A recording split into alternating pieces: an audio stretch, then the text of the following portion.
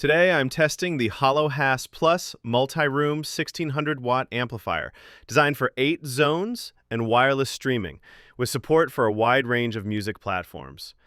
At the end of the video, I'll do an EQ sound and bass test to show how powerful this system really is.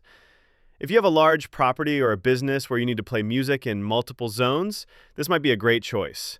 It offers high power, plenty of speaker outputs, various audio input options, and even output if you want to connect another amplifier or an active subwoofer. Last time, I showed how you can connect a subwoofer to any zone, giving you even deeper and more powerful sound. All control is done through the HoloHome app, available for both iOS and Android devices.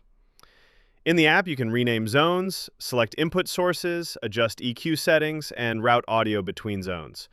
This HOLO-WHAS Plus really stands out with its high power, 8-stream flexibility, and HDMI ARC support. Also, as you can see, there's no active cooling fan, which means zero noise and no maintenance needed to clean fans. This amplifier might just be the all-in-one beast you've been looking for. But now let's move on to the sound and bass test on this huge system.